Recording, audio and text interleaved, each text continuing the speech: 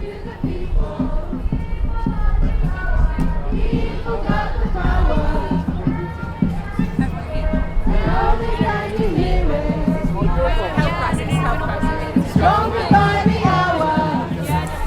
and welcome to the Little Fireface podcast by the Little Fireface Project. My name is Kylie, and I'll be your host and guide to all things Slow Loris. Today we're doing something a little bit different.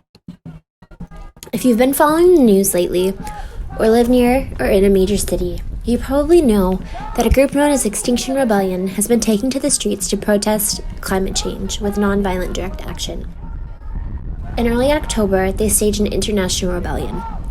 In London, this meant that XR took over the city for 2 weeks, protesting and disrupting daily lives as well as governmental and corporate centers of power. The rebellions were peaceful, built on a foundation of nonviolent direct action. XR used roadblocks, and as news outlets like to point out, they glued and locked themselves to buildings, sometimes, lots of the time, in funny costumes. About halfway through the October rebellion in London, my friend said that she was going, and I knew that I had to go with her. Seeing the news, hearing people talking about being part of the protests, I just knew I had to go. While I wasn't alive during the suffragette movements in the US or UK, nor was I around during the American Civil Rights Movement, something about the spirit of these protests felt similar. Something about it was telling me that I needed to go and be there with XR. Because one day, my children and my grandchildren will ask me, just as your children and your grandchildren will ask you, what did you do about climate change when you knew that you had the chance? And I wanted to be able to tell them that I did everything that I could. So I spent a few days in London, yes, protesting. We marched through the banking district. I was outside YouTube, but also talking to people. Talking to rebels. And so I wanted to capture really the peaceful, warm spirit of this rebellion that's built on empathy and that's built on regenerative culture. So I talked to some people about why they felt like it was critical for them to protest, and I talked to them about what drew them to XR, and even talked a little bit about my own feelings, which is something that XR is very fond of. At the end of one of the marches through the banking district, they stopped everyone and were like, okay, now we're all going to get into groups and we're going to talk about our feelings. And we did. And it was great. And I think I made some new friends. There was this old guy carrying around this bucket of flapjack that he carried around all day. And if you're listening in the US, flapjack is like a super buttery granola bar. It's not a pancake. Anyway. Yeah, so we did lots of that. We did a lot of talking, and there was a lot of self-reflection and a lot of people sharing why they were there and who they were there for. But I also saw some arrests, particularly a lot of arrests of teenagers outside the YouTube building, which I'll get into more later. But I saw even more hugs, which sounds like super squishy and sentimental, but is very much like a peaceful, loving group of people who just want to try to make the world a better place. And as you can tell, I'm quite biased, so take that as you will, and let's take a listen to some of my conversations with XR. Is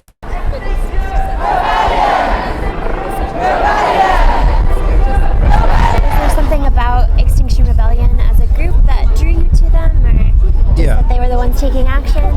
Yeah, absolutely. So, I mean, I, like many people, have been using conventional methods of campaigning for over 30 years. So I've been signing petitions, I've been donating to the right causes, I've been trying to vote the right way, I'm trying to be an ethical consumer, I've tried to do recycling at home, I've tried to do all the right things to try and sort the problems out. It's just not working. It just hasn't worked. In the last 30 years, problems have just got worse and worse and worse, and it's accelerating. So, for example, half of all of the carbon emissions that we've ever done, that mankind has ever done, has happened in just the last 30 years. So it's accelerating, and it's all part of the problem. So the reason Extinction Rebellion was so attractive to me was partly because it's happening, and it actually actually is offering a beginning of a way forward. Extinction Rebellion isn't offering the solutions, the actual changes that we need to make. What Extinction Rebellion is saying, the very first thing that needs to happen is everybody needs to be told the situation we're in. So tell the truth is the first demand. Second demand is act now. So governments need to instigate policies to drastically reduce our burning of fossil fuels and our carbon emissions. And we need a very ambitious target to becoming carbon neutral. And then the third demand is to set up a citizens' assembly, so the difficult decisions that are going to have negative impacts on the way we live, initially at least, they should not be made by politicians who are just concerned with getting voted again. They should be made by a truly representative body, representative of all the people. And so that's what a citizens' assembly is. So that really, really appeals to me. If Extinction Rebellion got into the realms of kind of suggesting all of the things that need to happen, then there would be some things that people would say, okay, I agree with that, and I agree with that, but I don't agree with that. I like that, I don't agree with that, and it would all get very complicated. But one of the reasons Extinction Rebellion is so successful and has grown so fast is because its demands are very, very simple, and so it's something a lot of people can get behind. And also its ethos is wonderful. You know, the principles that Extinction Rebellion has, there are 10 principles, and perhaps the most important one is that we're completely non-violent. Right. And that puts the authorities in a very difficult position. If we had a protest and we got violent, we started breaking windows and attacking people and stuff, they know exactly what to do with us. Yeah. And it would be very scary, so other people wouldn't want to come and join in. But once we protest in a completely non-violent way, it puts the authorities in a very difficult position, because no matter what they do, we win. If they don't arrest us, then there's more of us, so we can do more actions and be more disruptive. And if they do arrest us, then we get more people arrested, which is great for publicity, which attracts more people to get involved. So no matter what they do, we win. So there's lots and lots of things about Extinction Rebellion that really appeals to me. That what I've told you is just a few of them. People gonna rise like water, turn their system right. In the voice of my great granddaughter, sing climate justice now. Exactly, you're protesting specifically at the YouTube building. Okay, well, as they say on the banner, stop platforming climate denial. Apparently more than 50% of YouTube videos that are about climate change are denying the consensus on the climate change, and they want YouTube to start telling the truth and to stop being a platform for these deniers that are probably largely funded by fossil fuel companies. Right. And this has largely been led by the Youth Rebellion? Yes, it's an action specifically by Extinction Rebellion, the youth department, but supported by all of Extinction Rebellion. Right, right. And how did you get involved, and how long have you been involved in Extinction Rebellion? I was in London for the declaration last year on the 31st of October, I think. I haven't been able to come to many things because I'm rather tied up at home. But yes, I wanted to be part of this 2 weeks of action.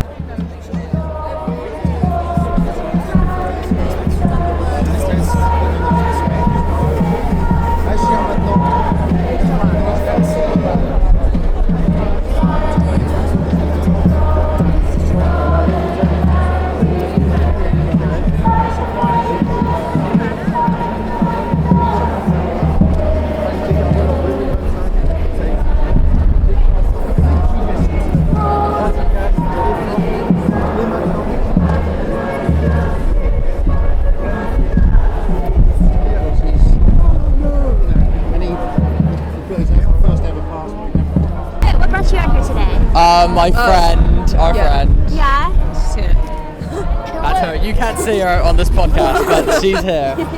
She exists. We had a day out for school, and we decided to leave our trip and come here.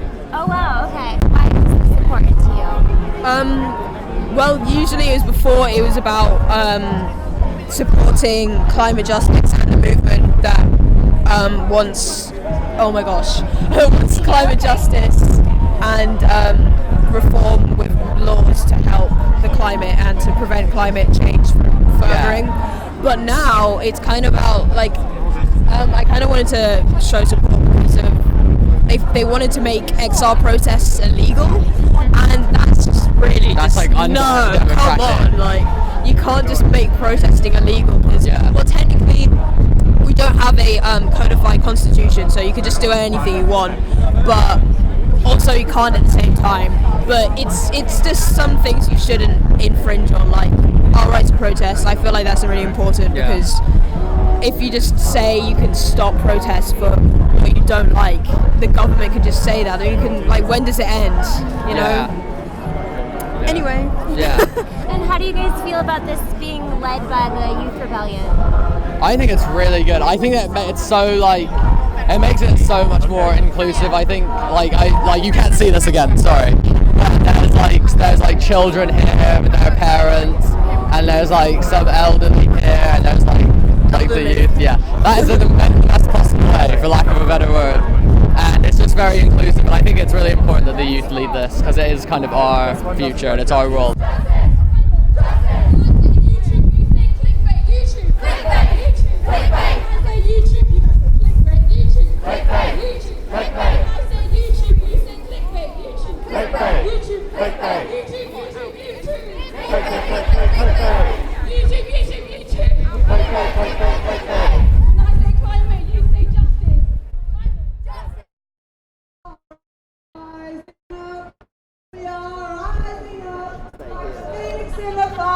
Brothers and sisters, spread your wings and fly higher. We are rising up. We are rising up. We are rising up like the phoenix in the fire. Brothers and sisters, spread your wings and fly higher.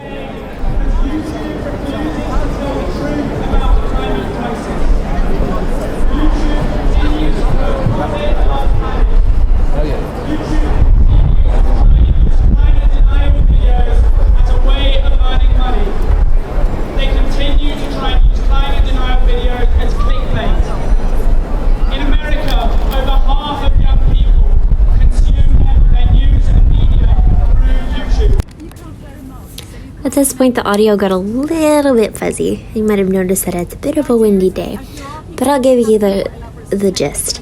The young man who was talking about YouTube was saying that they didn't want YouTube to take down the climate change denial videos, but that they wanted YouTube to change its algorithms. So they're not trying to limit free speech, but they're trying to get YouTube to change so the algorithms reflect science first. YouTube to alter their algorithms so that climate truth is promoted above climate denial.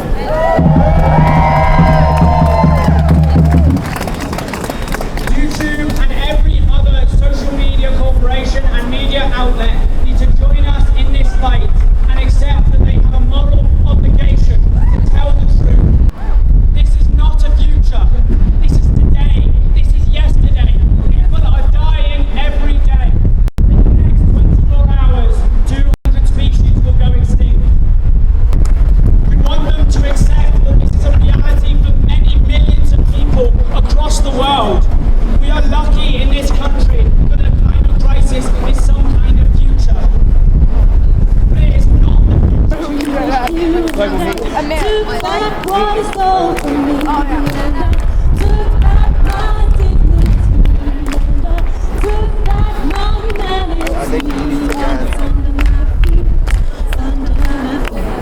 Under my feet, ain't nobody gonna walk all over me.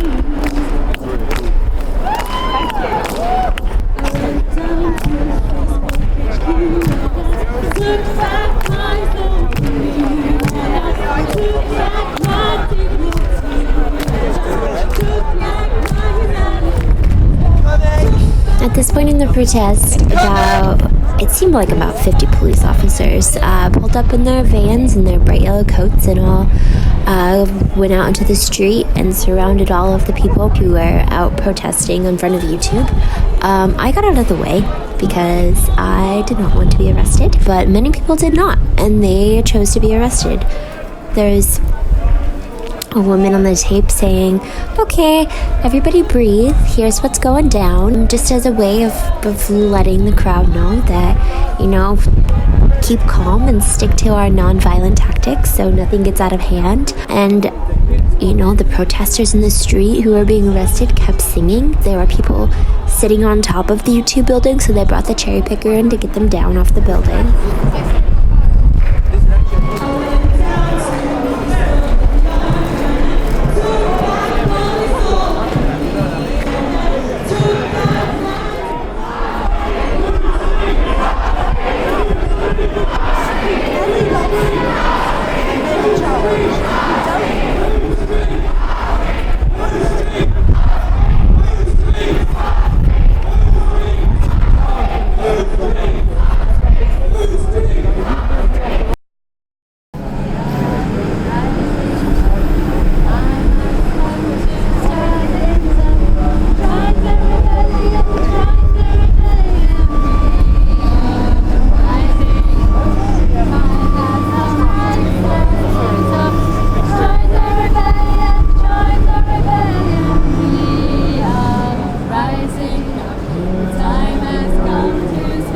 I talked to a woman whose role within XR was to be a nonviolent de-escalator. So she wore a white vest at the protest that said nonviolent de-escalator, and if anybody started to get upset, she would go over and talk to them. And there was a woman who was just walking down the street, and she came and started yelling at people because she was just very frustrated as to what was happening. And so this woman who was the nonviolent de-escalator went up to her and said, "I'm really sorry that we're doing this. We understand that you must be very, very frustrated. But, we feel like this is what we have to do at this point. The situation is so dire." And, sometimes they listen and sometimes they don't.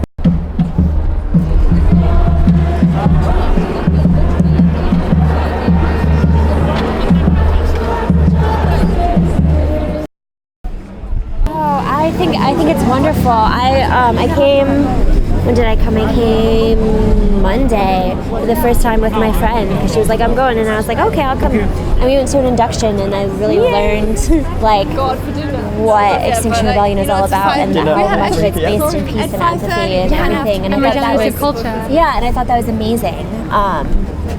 And I wanted to come and try and capture some of those stories rather than sort of what you see in the media, which is just problem-causing rebels. Yeah, so. I feel really upset about the way that it's been covered, but actually, my dad was reminding me how most media outlets are owned by a very small percentage of society that want values of sort of money and elitism to be upheld. So how will we be portrayed in a positive light if we're actually, being honest about what needs to change? Yeah.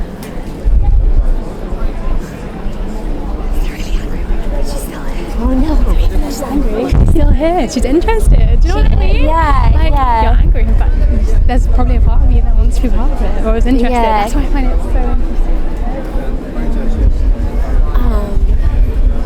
And it's I think it's fascinating because you can see all the people in the buildings. I was out here on Monday in the financial district. And we were me too. Oh wow. Bank. Yeah. I got there 6 in the morning. No, we came later in the afternoon, but we were waving at all the bankers and everything. So it's interesting to see people taking notice at least inside.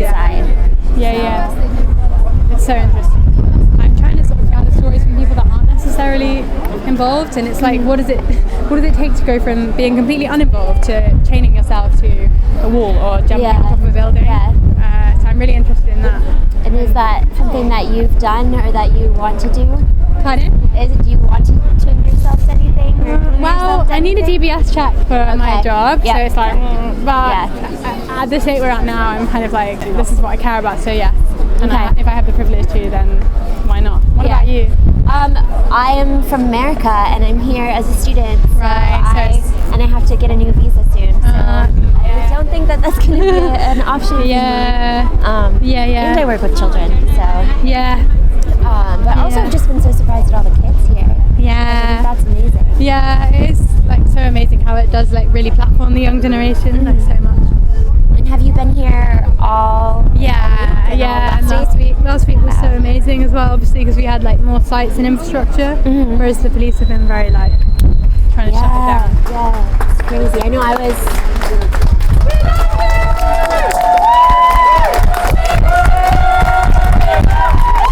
The crowd cheers and chants as people who are on top of the building get plucked off with the cherry picker. I'm here to support the YouTube protest. I know that YouTube is a massive source of information, especially for a lot of young people, and I think that they're not doing enough to balance out the debate and provide the right information to people. What about Extinction Rebellion has drawn you to the organization and to the cause? So I've been part of Extinction Rebellion in Exile, Scotland since November last year, so almost a year since it began in Exile, Scotland. What drew in Exile, Scotland, we are quite autonomous and we do a lot of work around climate justice and solidarity, and so we feel that that's like a really important central part of what we do. So the fact that we're able to do that as an autonomous kind of part of XR is really important to me as well, that we're not just all blindly following leaders or every decision that is made on everyone's behalf. We're able to act in autonomy and do what we think is right, and it's also for me personally been a source of hope. Since becoming a part of XR, kind of going through the process of acknowledging a lot of things and being supported in sort of opening my heart up to a lot of the really horrible facts and reality that we're facing, it's also meant that I've kind of come through a lot of that grief process to feel a lot of hope. And I don't think that I would be able to do that if I wasn't an activist in XR. I think that it would probably swallow me whole because I wouldn't feel that the hope that I get through action, I wouldn't feel that. So I'm really glad that we all come together to do this, and I feel it's really important that we use our privilege in this country even though the police have been acting quite heavy-handedly towards protesters, been a bit fast and loose with the law and their own rules. I believe that they're humans too, and it's been a great experience to be a part of the rebellion this time and see how many people are out trying to do something right, and just gonna keep that hope alive, because that's all we can do, because that's the only thing that's feeding my ability to actually fight this fight.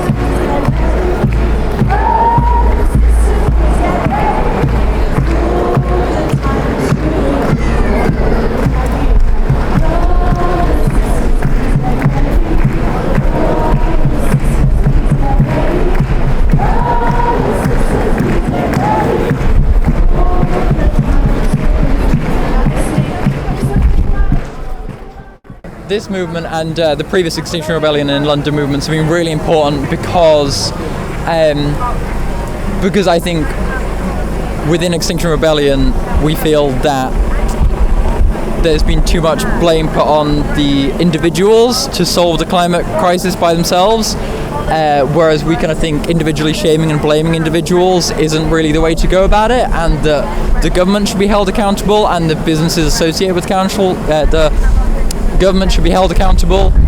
So we've been holding it near government areas to kind of put the pressure on them and tell them that actually the government is there to protect people, to keep them safe, and what's going on the climate right now is not keeping people safe, and in the future it won't be keeping people safe at all. So we really want to let them know that they're not doing their jobs right. That makes sense. And what, for both of you, what drew you to Extinction Rebellion as a group to get involved with? Just been personally so anxious for the last few years about like the state of the environment, and I feel like guilty for everything I do and consume, and there's no one else around. And then Extinction Rebellion appeared, and it felt like there are other people and we can do something about it. It's given us all a voice. Yeah, so I think I've been interested in the climate, or concerned, I guess, about the climate for a long time. I think when it originally came out, when I was quite young, I watched An Inconvenient Truth, and that really opened my eyes to what was going on. But until Extinction Rebellion appeared, I couldn't find any organizations or groups that I felt were really taking the issue as seriously as I felt it to be. So when I found out about Extinction Rebellion, I really wanted to get involved, just because they seemed to be responding to the emergency as though it actually was an emergency. And I think that really drew me to it, because they seem to have that urgency and that need to put pressure on. Not because we want to put pressure on governments and peoples, we don't want to cause disruption, but there is that feeling that there is that necessity to be doing things absolutely now. And I think that's how I personally felt, and it was good to find a group that felt in a similar way, and especially being non-violent but very pushing what was being said. I think that really appealed to me.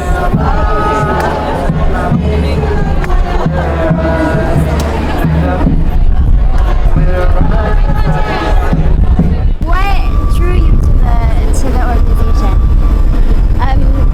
Looking at my two grandsons' faces,